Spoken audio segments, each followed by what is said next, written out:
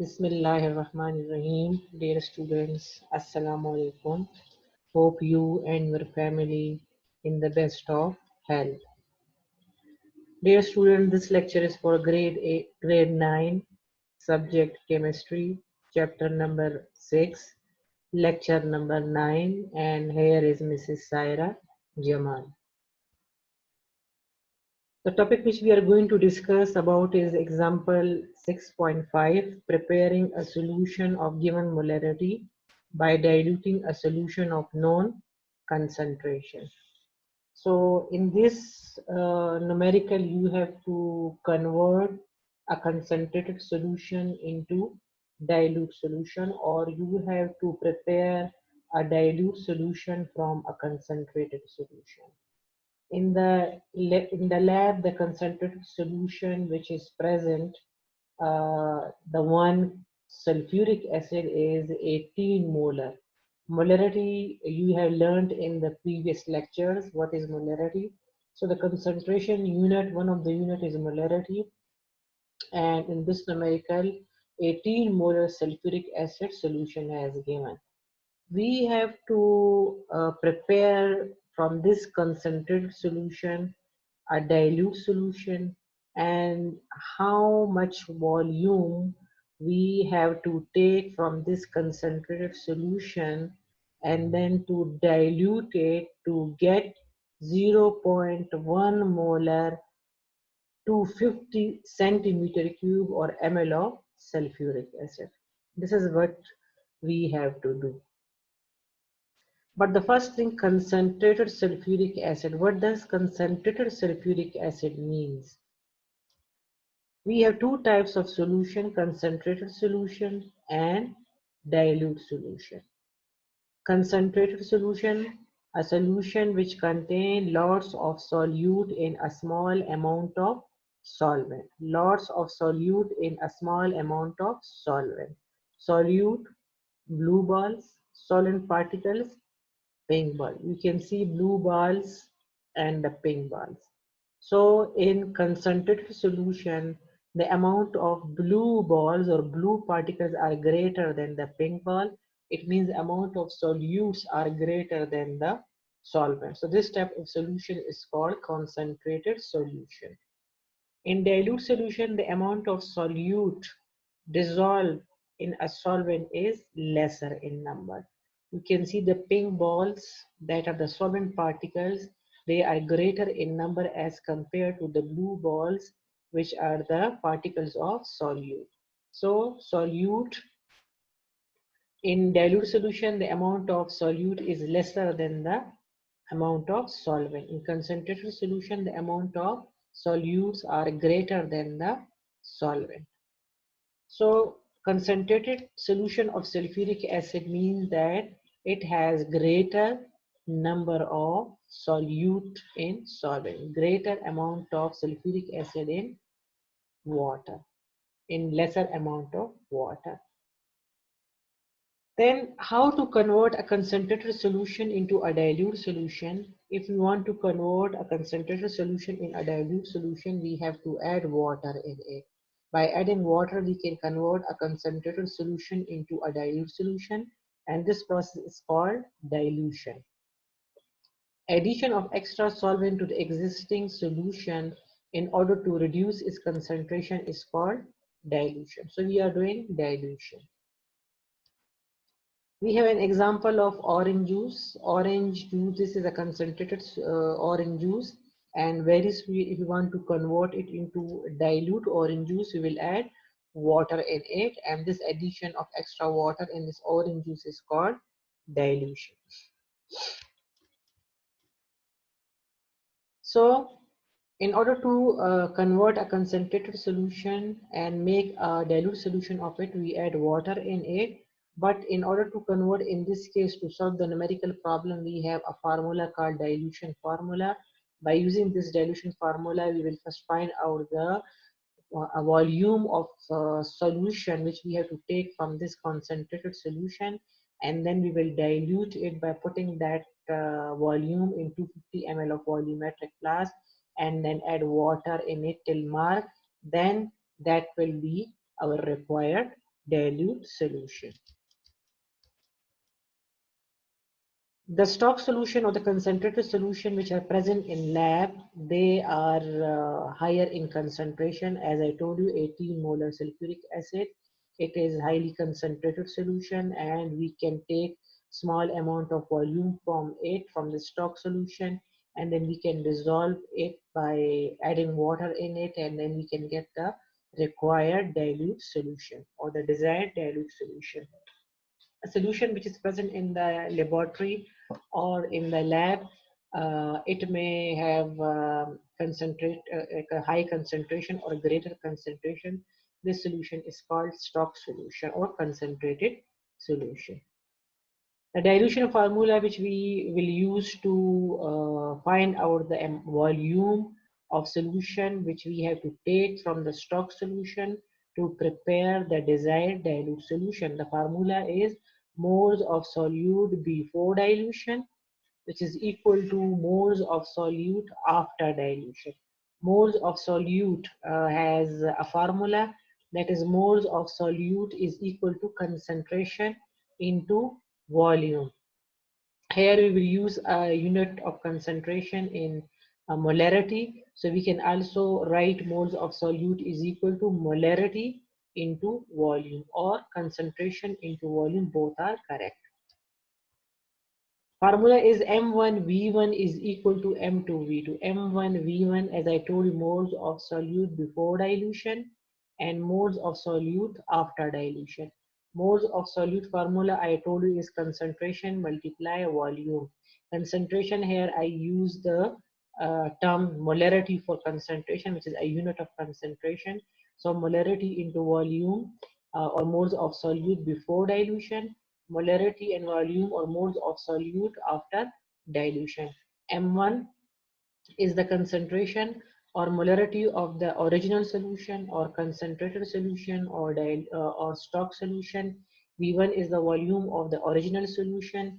M2 is the concentration of the new solution, and the new solution means the dilute solution which we are going to prepare.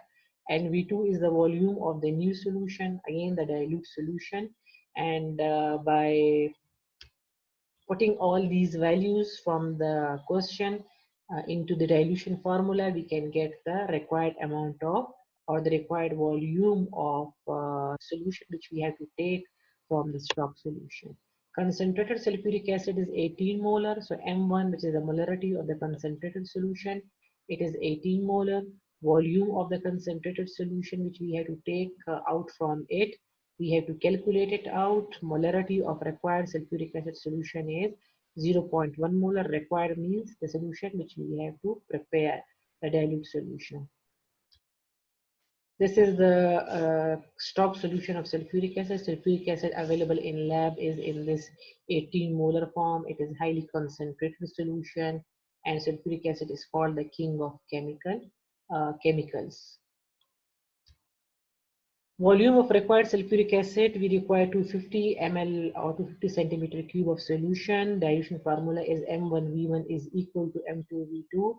By taking out V1, the formula is now M2V2 over M1. M1, M2 is the molarity of solution required, and V2 is the volume required, and M1 is the molarity of the concentrated solution or stock solution. By calculating these values, you will get the answer 1.39 centimeter cube. It means that we have to take 1.39 centimeter cube or ml solution from the stock solution or from the concentrated solution. Then we will put this amount or this volume in our volumetric flask, and then we'll add water till mark. That will be our required dilute solution, 0.1 molar, 250 ml solution. Self-assessment exercise 6.7, there are three parts. The first two parts are same like this example which we discussed, and the third part is a little bit different, so I'm going to do this third part for you. Question is commercial acetic acid is 17.8 molar. So the molarity or M1 of the concentrated solution or stock solution is 17.8. how can you convert and V1, how much volume we have to take from this stock solution to prepare dilute solution. We will calculate it out or find it out. How can you convert this into 0.1 molar acetic acid? Molarity M2 of the dilute solution has given, but the volume has not mentioned. So it means that the volume we have to use 0.1 molar means molarity. Molarity is number of moles of solute dissolved per decimeter cube of solution.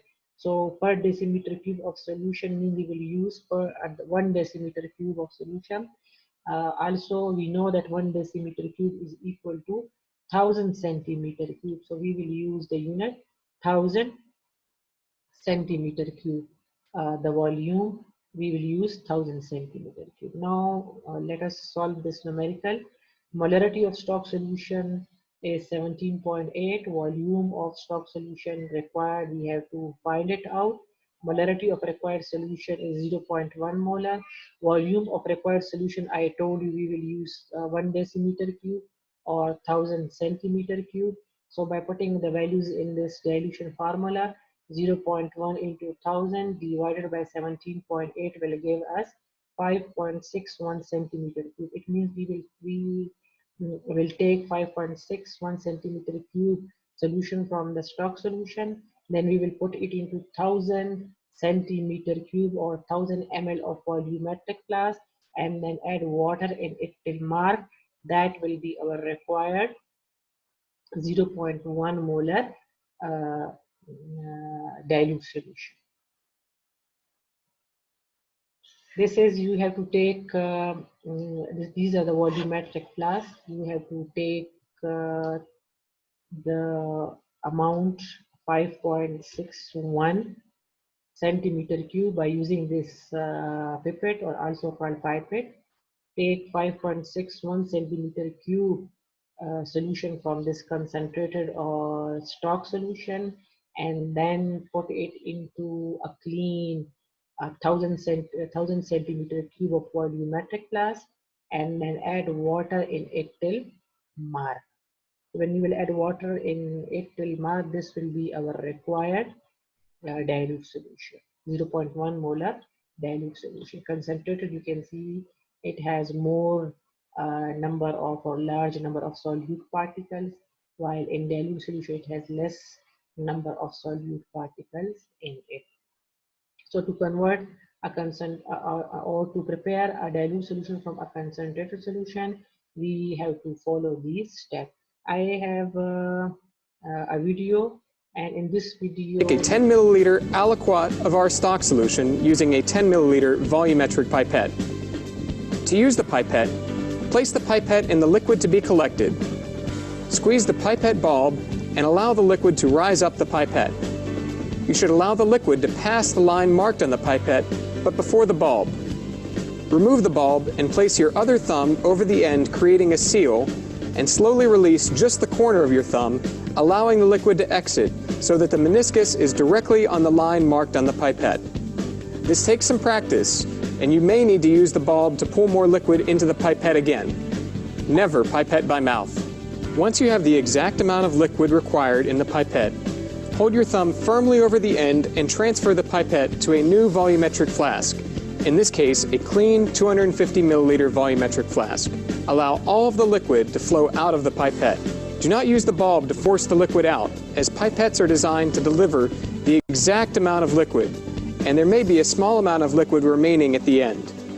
Remove the pipette and follow the same procedure as before, filling the volumetric flask with solvent, again monitoring the meniscus until the exact volume is reached. You've now learned how to prepare a dilute solution from a stock solution. To see how to prepare a stock solution, so hope you have understand this video. Take the required amount of solution from the stock solution and then put it into the volumetric flask and then add water in it till mark. That will be our required solution. The next topic is about the solubility. What is solubility? Solubility is the amount of solute that dissolves in 100 gram of solvent at a particular temperature is called its solubility. Amount of solute and the solvent has fixed volume or fixed mass, that is 100 gram. You have to take a specific amount of solute and then dissolve in 100 gram of water until the extra solute settle down at the bottom. That is called saturated solution. So for this activity, you have to prepare saturated solution of sodium chloride, which is also called common salt. Take 100 gram of water and then add sodium chloride in it, and going on adding sodium chloride until the sodium chloride settle down at the bottom. That will be the saturated solution. Then take this saturated solution in a pre-weighed china dish. Pre-weight means the weight of which you have to find before. Then that pre-weight china dish, place this solution or this saturated solution in the china dish and then heat it. After heat, what will happen? The water will evaporate out and leaving behind the solid or dry sodium chloride in the china dish. Cool china dish and then weigh that salt, the dry salt, by using a balance. Calculate the mass of sodium chloride present in it. So that mass of sodium chloride or the dry sodium chloride will tell you about the solubility of sodium chloride in the solution. There are how to make saturated solution. We have three types of solution. A solution which can hold more solute in it or which can dissolve more solute in it is called unsaturated solution. A solution which cannot dissolve or which cannot hold more solute in it is called saturated solution. The extra solute will settle down at the bottom. Solution in which when you add salt in it, crystallization will take place. That type of solution is called super saturated solution. China dish, which I told you that you have to take china dish and then first find out the weight of it and then put the saturated solution in it, then keep it on a burner and heat it. After heating, this is burner, this is tripod stand, china dish. It have a solution or saturated solution of salt and water. Heat it, all water will evaporate out, leaving behind the dry salt in it, and then weigh that dry salt by using a balance. This weighing balance will tell you about the salt or the dry salt. That dry salt which you will get will tell you about the solubility of sodium chloride in 100 gram of solution. So here we have another example of solubility of sodium chloride in 100 gram of water at room temperature is 35.7 gram, and the weight will be 35.7 gram. Similarly, if you use another salt like sodium thiosulfate and you repeat the process for sodium thiosulfate, you will see that the solubility of sodium thiosulfate is 50 grams. 50 grams of sodium thiosulfate will left in the dry form. If 50 grams of sodium thiosulfate dissolve in water to make a saturated solution, then if we add 60 grams of sodium thiosulfate in 100 grams of water, then what will happen? What will happen? Out of 60 grams, 50 grams will dissolve in water and the remaining 10 grams will settle down at the bottom. This is at room temperature or at normal temperature. This was all about the solubility. Coming towards the next topic is about the solubility and solute-solvent interaction. Solute-solvent interaction or solubility. Like dissolve like. Chemistry said that like dissolve like.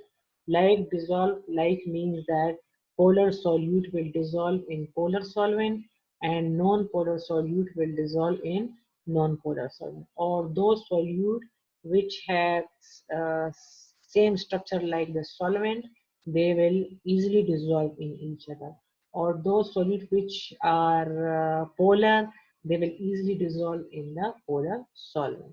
It means there are certain factors which affect the solubility of solute in a solvent. What are those factors? Those factors are number one. Number one factor is the intermolecular forces. Intermolecular forces, the force of attraction between the molecules are called the intermolecular forces, so intermolecular forces. If the solute and solvent, they can have same intermolecular forces, or they can make same intermolecular forces, then they will be miscible. Second thing, if their structures are same, if both have same structure means if solute and solvent both have some similar atoms or similar arrangement, then they will soluble. And one more thing is if their nature is same, nature means both are polar or both are non-polar, then they will soluble in each other, or then they will be miscible in each other. Methanol is the first example. Methanol readily or easily or completely dissolves in water. Methanol is an alcohol, and it has structure. This is the structure of methanol. The carbon has 3 hydrogen atoms attached with it, then carbon attached with oxygen, and oxygen attached with hydrogen. If you see, this structure is same like the structure of water molecule. In water with oxygen, there is 1 hydrogen at right side and 1 hydrogen at left side. But in this case, at left side, methyl group is attached. CH3 group is called methyl group. So the structure is same like water molecule. And I told you those molecules which have similar structure, they are miscible in each other. So methanol and water molecules has similar structure. And second thing that in methanol and water both have hydrogen atoms and a highly electronegative oxygen atom. So this highly electronegative oxygen atom will pull the electrons more towards itself from the hydrogen atom, which will in turn will make the hydrogen partial positive, and oxygen will get partial negative charge. So what will happen? The molecule will get polarized due to the electronegativity difference and pulling of electron by the electronegative atom. The atom will get polarized. Then in turn, this polar bond will make the molecule a polar molecule. And water, you know, has same oxygen and hydrogen bonding and has same polarity. So as the structure of water and methanol is same, you can see oxygen in the center and at both sides hydrogen atom. Here oxygen at the center, at one side hydrogen, and at another side methyl group is present. So only difference is in the methyl group. The rest of structure is same. Secondly, both are polar molecule. Both have highly electronegative oxygen atom and highly electropositive hydrogen atom. So their structures are same. Their nature is same, and they can make same type of intermolecular forces like hydrogen bonding with other molecules. So it means that water and methanol are miscible in each other. They are soluble in each other. In hydrogen bond, if you remember in chapter number 4, I told you that the highly electron deficient hydrogen atom of one molecule attract the lone pair electrons of the highly electron negative and of another molecule is called hydrogen bonding. So the highly electron deficient hydrogen of water will attract electrons or lone pair electrons from the highly electronegative oxygen atom of methanol molecule, and then in turn will form hydrogen bond. So due to the hydrogen bonding, similar structure, similar nature means both are polar, methanol is soluble in water. Second example is for the glucose. Glucose molecules have many OH bonds and is very soluble in water. It means like water, the glucose also has OH bond. Water has OH bond. Glucose also has OH bond. You can see 1, 2, 3, 4, and 5. 5 OH bonds are present in water molecules. So one OH bond make the methanol readily soluble. So 5 molecules or 5 oil bonds will make glucose most readily soluble in water molecule. It means again water and glucose, they have similar structure. Again, due to the highly electronegative oxygen and electropositive hydrogen, it makes the glucose molecule polar. So due to the polarity, similar structure, and due to the presence of OH bond, glucose can make hydrogen bond with water molecules, so glucose is soluble in water. The third example is of solubility of sodium chloride. Sodium chloride, you know, is an ionic compound, and ionic compound has ions in it, sodium ions and chloride ions. So those sodium ions and chloride ions, as you know, sodium ions is attracted by the, as it is positive, it is attracted by the negative end of the water molecule, and the positive and the negative chloride ion is attracted by the positive part of the water molecule.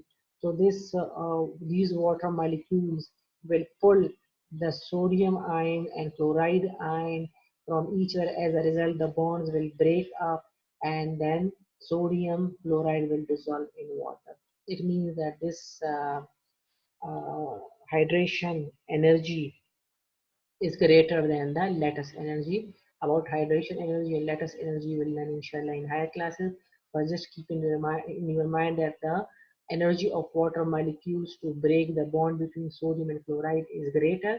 So they will break the bond between sodium ion and chloride ion, and then the water molecules will pull these ions from each other. As a result, the bond will breaks down, and then sodium chloride will get dissolved in water. Again, you know, ionic compounds are polar in nature, so polar solute dissolve in polar solvent. Next example is for the gasoline. Gasoline, petrol is also called gasoline, and oil, you know, both are organic compound, both are non-polar, both are made up of, like they are hydrocarbons, they are made up of hydrogen and carbon. So they don't have any highly electronegative atom, or the electronegativity difference is very low, so which make them non-polar, because I told you that high electronegativity differences between the atom make them highly polar. So as they are made up of carbon and hydrogen, they are also called hydrocarbon. In hydrocarbon, carbon and hydrogen have very less electronegativity difference, so it makes these molecules non-polar. So they are insoluble in polar water molecules, or the attractive forces between they are very weak, so they will not dissolve in each other. Or the attractive forces of water are weak enough, so they will not break the bond between the gasoline molecule, or in the oil molecule. So due to the non-polar nature and different in structure and difference in the intermolecular forces, because gasoline and oil are, I told you, they are non-polar, they are organic solvent, they are made up of similar atoms, and their structure is totally different from the water molecule, and the forces of attraction between gasoline and oil molecule will not be break by the water molecule, and so due to these properties, gasoline and oil, they are insoluble in water. They are insoluble in water. So on the other hand, gasoline and oil do not dissolve in water. Look it into the nature of gasoline and oil molecule. Gasoline and oil molecules are non-polar in nature. I told you they are organic compound. The attraction between a water molecule and oil or gasoline molecule is very weak. So these liquids are insoluble in water. But gasoline and oil, which have similar non-polar molecules, are soluble in one another. Attraction between molecules, or solute interaction and solute solvent interaction, about in the detail you will learn inshallah in high class, but just keep this in your mind here, that the attraction between the solute and solvent molecule is weak, so that's why they are insoluble in water. While gasoline and oil both are non-polar, both have similar structure, and both can make similar weak van der Waals forces, with each other. So they are, they can make weak London dispersion forces, not van der Waals forces, weak London dispersion forces. So they are soluble in each other. Again, what are London dispersion forces? Inshallah, we will learn in the high classes. Hope you have understand this lecture. Inshallah, meet you in the next lecture. Thank you.